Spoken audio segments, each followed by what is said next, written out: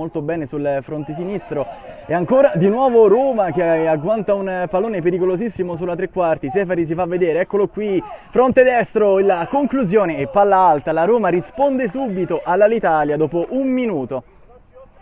Riesce a tenerla in campo miracolosamente, Celiotti al centro, Marrocco chiede palla al limite, Seferi fa tutto da solo, Marrocco, la palla lì poi sul secondo palo. L'intervento incredibile, a dire di no.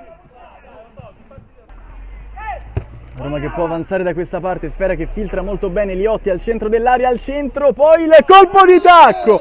Ma che cosa fa? Sempre lui, Klaus Seferi, 1-1. Ancora la rimessa battuta lì dove c'è Seferi, va via Seferi molto bene. Circondato e marcato da due avversari, nasconde la palla come un illusionista, poi Sfera al centro e sul secondo palo.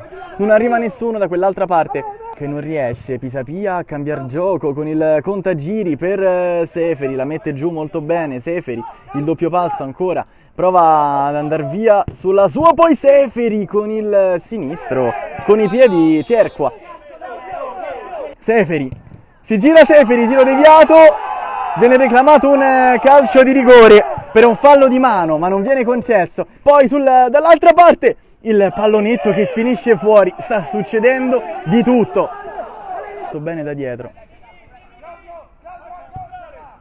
Servizio lungolinea, il colpo di tacco e la conclusione! E arriva il gol del pareggio, a sorpresa la Roma con Liotti, 3-3, ma che partita!